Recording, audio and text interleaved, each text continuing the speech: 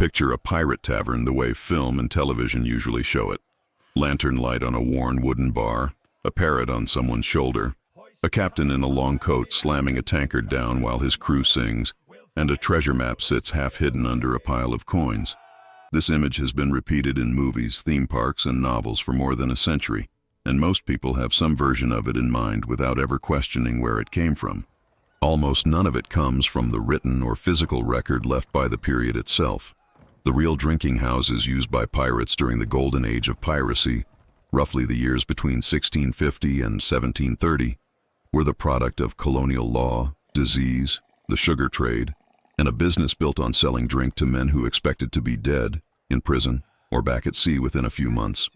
Understanding what these places actually were changes the picture of pirate life, because a large part of that life, whenever pirates were not at sea, happened inside them. The modern image comes mostly from fiction, written more than 100 years after the period it claims to show. Robert Louis Stevenson published Treasure Island in 1883, and the fictional Admiral Benbow Inn and Spyglass Tavern he invented for that novel did more to shape today's idea of a pirate tavern than any surviving document from the 1600s or 1700s. The buildings pirates actually drank in were not designed around pirates at all. They were ordinary colonial drinking houses, licensed or unlicensed, sitting in ports where pirates happened to be present alongside merchants, sailors, indentured servants, enslaved and free laborers, and colonial officials, all of whom needed somewhere to eat, drink, gamble, and do business. A pirate stepping into one of these rooms was not entering a themed establishment built for outlaws.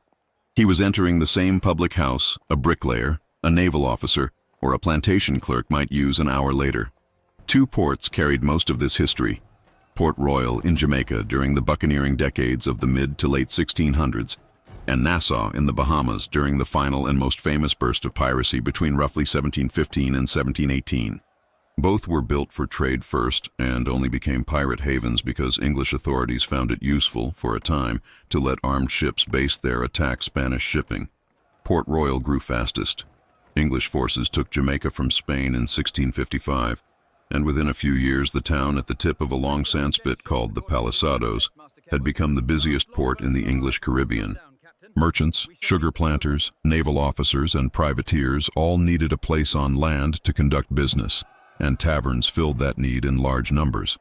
In July 1661 alone, 40 new tavern licenses were granted in Port Royal. By the 1680s, contemporary estimates suggest at least one building in every 4 in the town was a tavern, a gambling house, or a brothel. Sometimes all three combined under one roof. Underwater excavations conducted by Texas A&M University's Nautical Archaeology program between 1981 and 1990, after most of the original town sank in an earthquake, uncovered brick buildings of 2 or more stories built close together along narrow streets. Some structures combined several trades under one roof. One excavated building held a cobbler and wood-turner's shop in its front room, a food preparation area toward the rear identified by animal bones and turtle shell, and a tavern in a third section identified by a dense concentration of bottles, kegs, and tobacco pipes. Archaeologists also recovered pewter spoons, glass wine bottles known at the time as onion bottles for their rounded shape, and imported goods such as Chinese porcelain and Dutch tin-glazed earthenware, items that had likely passed through a tavern as stolen cargo resold cheaply rather than as fine tableware bought new. These buildings were licensed under a legal category the English called an ordinary, a term for an eating and drinking house required to serve meals at a fixed price, rather than one that charged whatever it liked. Inside, an ordinary typically had one main room called the tap room, built around a bar and a fireplace with simple wooden tables and benches rather than private seating. There was rarely a separate room for quiet or privacy. Business, drinking, gambling, eating, and conversation all happened in the same open space, often with a dozen or more conversations in different accents and languages running at once. Nassau, which rose to prominence roughly half a century after Port Royal's peak, offered a cruder version of the same idea. The town had been mostly abandoned after a French and Spanish attack in 1706, and the pirates who settled there afterward built or repaired whatever structures they could rather than commissioning new brick construction.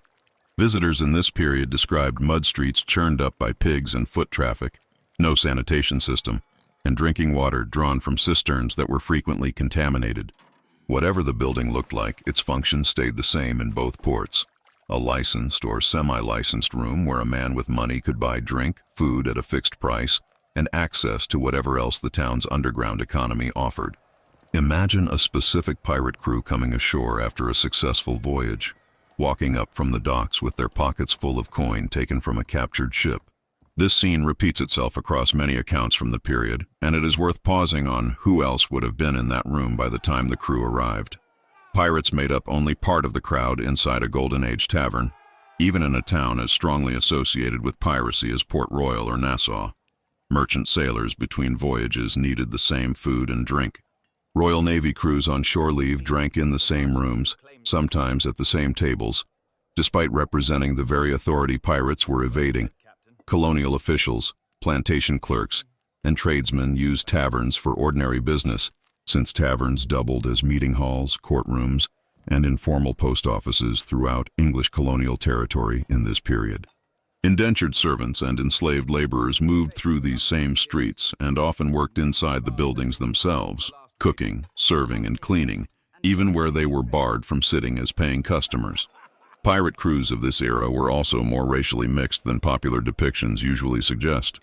Historians estimate that roughly a quarter to a third of the men who went on the account, the period's own phrase for turning pirate, were black, and a large share of these men were escaped or formerly enslaved. Some joined after a slave ship was captured and its human cargo freed and offered a place in the crew rather than sold onward. Accounts describe 25 or more enslaved Africans joining Samuel Bellamy's crew after the capture of a slave ship in 1717. Under the written articles that governed most pirate crews, a black sailor could vote on major decisions, carry weapons, and receive the same division of plunder as any other crew member, a position with no equivalent anywhere else in Atlantic society at the time. Whatever limits this equality had in practice, and it was not absolute, men who had experienced that difference at sea carried it into port, into the same rooms where merchants and naval officers also drank. Port populations themselves were similarly mixed. Free and enslaved black residents, European sailors of several nationalities, and local townspeople all lived within a short walk of the docks. Women were part of this world too, though rarely as pirates themselves. Colonial records show that women, particularly widows, ran a meaningful share of licensed taverns across English territories in this period, since a widow with tavern experience was often preferred by local magistrates over an untested newcomer. In the less regulated environment of Nassau during its years as a self-governing pirate settlement, some accounts describe women, many of them displaced or formerly indentured, managing taverns directly and playing a central role in moving stolen goods through the town's informal economy. Prostitution was closely tied to the tavern trade in both Port Royal and Nassau, described by contemporary writers with a mixture of fascination and moral alarm.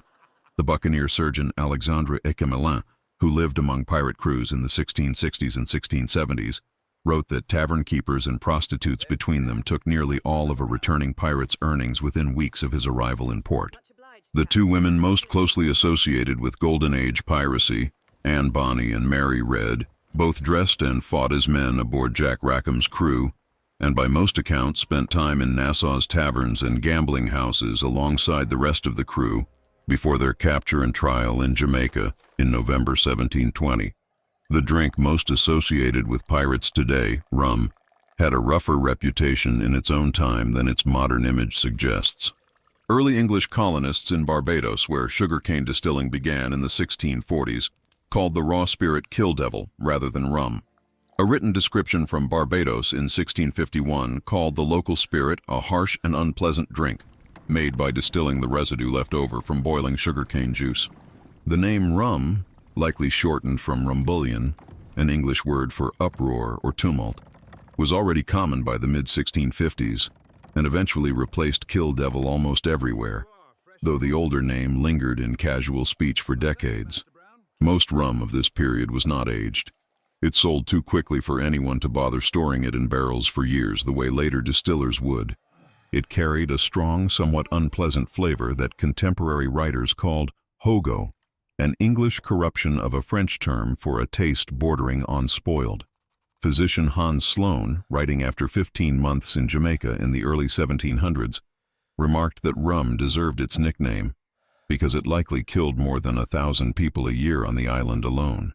It is worth noting that pirates in the earliest decades of the Golden Age, when their main targets were Spanish ships, often drank captured wine and brandy rather than rum, since Spain restricted rum production in its own colonies to protect its wine trade at home. Rum's dominance grew later, once English and Dutch shipping, both of which carried rum in quantity, became more common prey. Whatever the drink, the volume consumed on shore leave was remarkable by any standard. The writer Charles Leslie, describing Port Royal's pirates in his History of Jamaica, recorded men spending 2,000 or 3,000 pieces of eight in a single night, and described one case of a pirate buying an entire cask of wine and setting it out in the street so that anyone passing by could drink from it.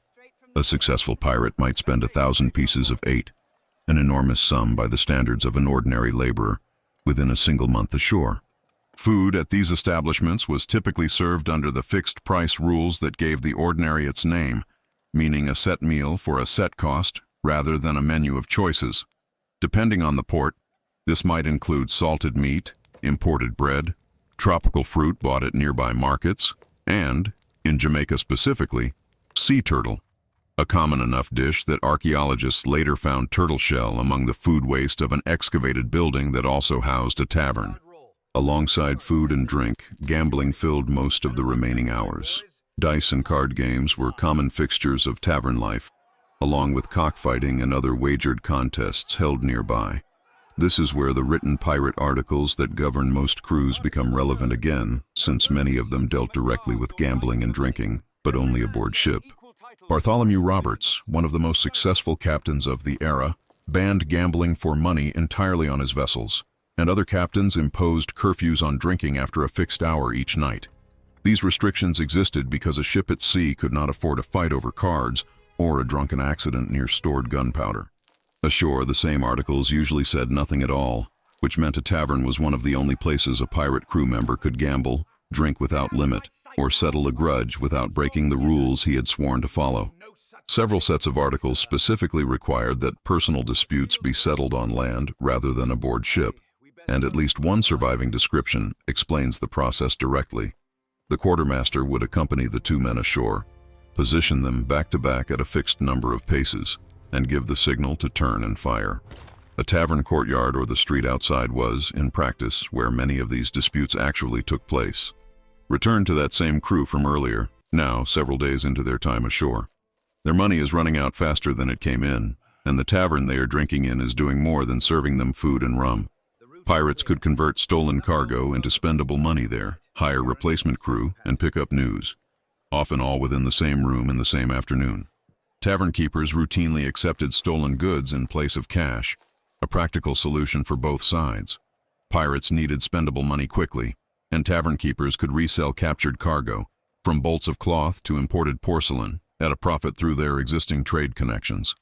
Colonial governments periodically tried to prosecute tavern keepers for this behavior. In 1721, residents of Port Royal accused a tavern keeper named John Dunks of supplying a pirate crew with men and provisions and helping another wanted pirate escape from jail. A tavern owner in Antigua named John Perry faced similar accusations of trading with and sheltering pirates at his establishment in St. John's. These cases suggest the practice was common enough to draw official attention only occasionally when it became too visible to ignore. Taverns also functioned as recruiting stations.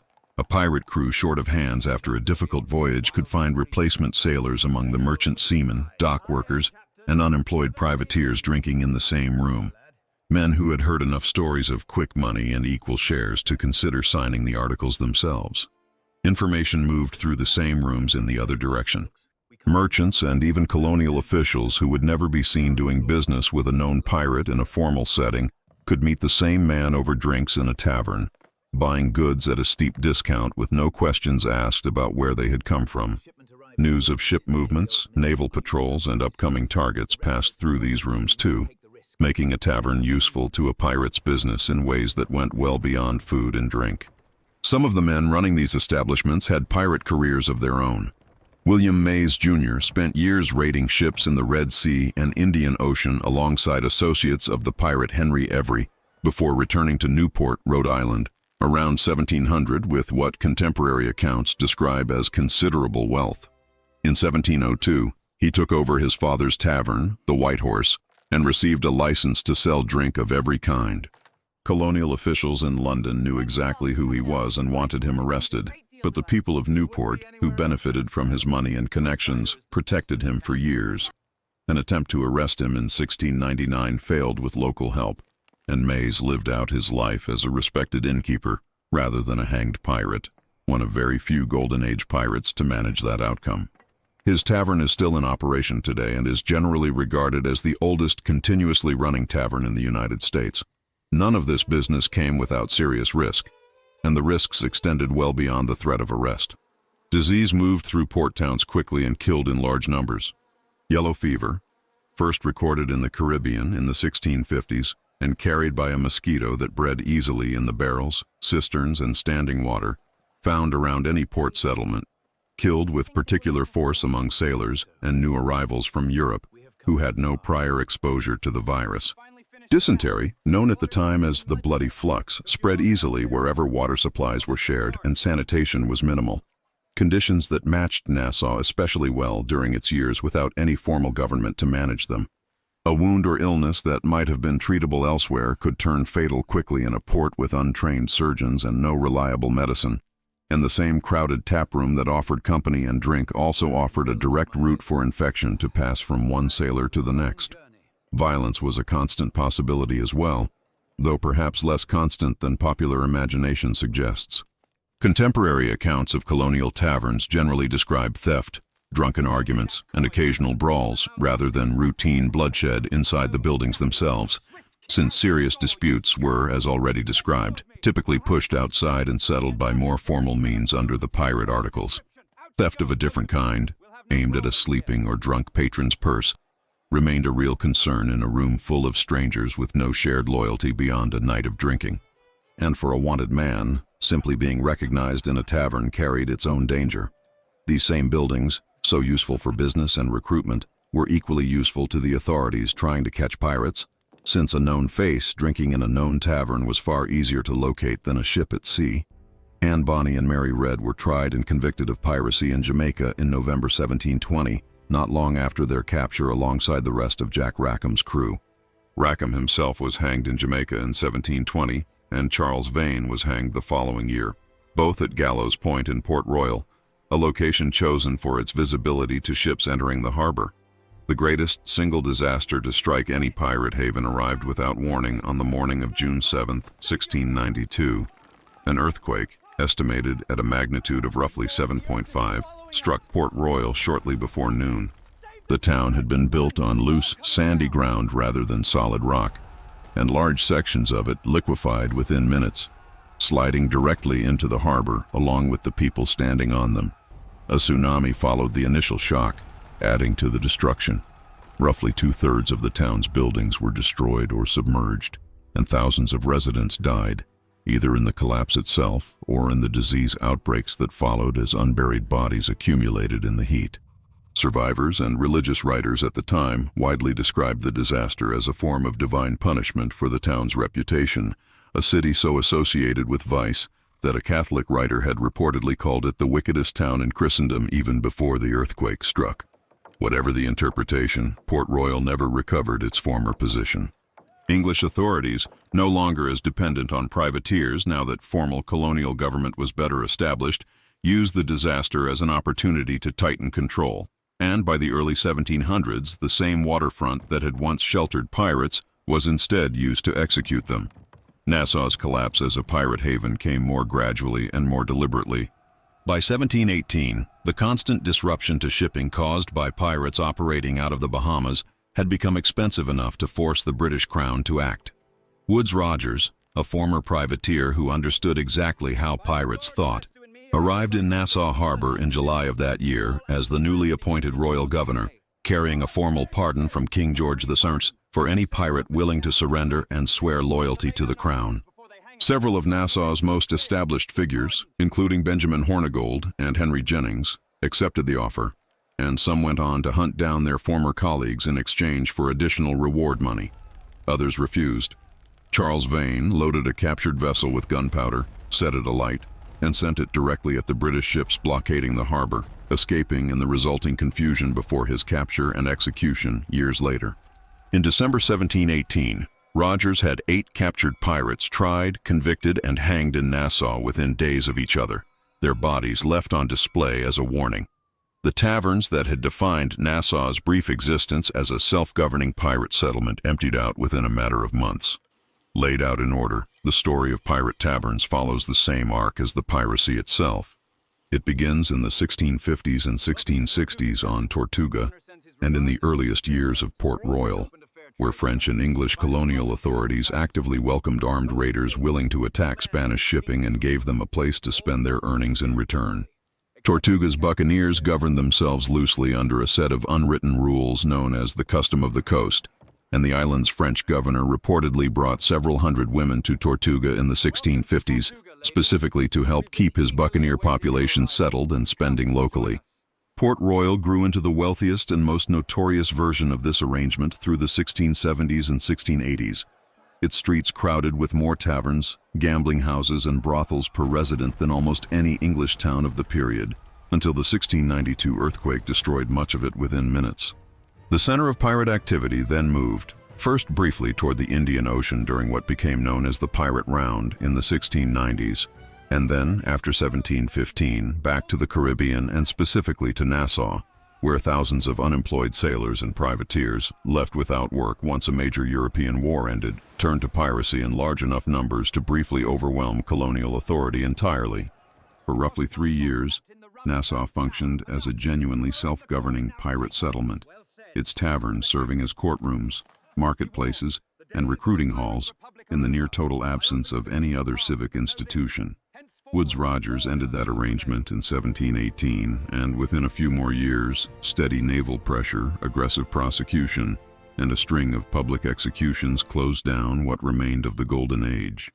By 1730, the last of the major pirate havens had been shut down or abandoned, and the taverns that had once served pirates went back to serving merchants, sailors, and townspeople exclusively.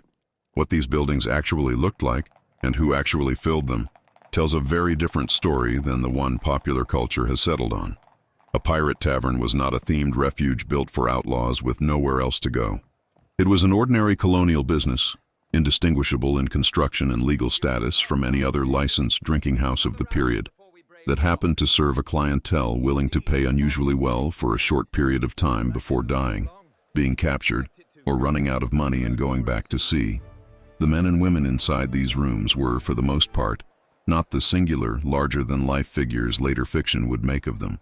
They were escaped and formerly enslaved sailors who had found a measure of equality nowhere else available to them, widows running licensed businesses because the law preferred them to untested newcomers, merchant crews, and naval sailors drinking a few feet from the very outlaws they were meant to hunt down, and colonial officials quietly buying stolen goods at a discount from men they would publicly condemn the next morning. The difference between this reality and the modern image is not a minor inaccuracy. It shows how thoroughly 19th and 20th century fiction rebuilt an entire historical period around a small set of dramatic details, leaving out the disease, the debt, the short life expectancy, and the ordinary colonial bureaucracy that actually surrounded pirate life on land. 300 years later, almost nothing physical remains of these places. Most of Port Royal's taverns sit underwater, preserved by the same earthquake that destroyed them, examined bottle by bottle and spoon by spoon by archaeologists working in diving gear rather than tour guides working from a script. Nassau's pirate-era buildings were mostly temporary structures that left no lasting trace once the town was rebuilt under Woodes Rogers and later governors.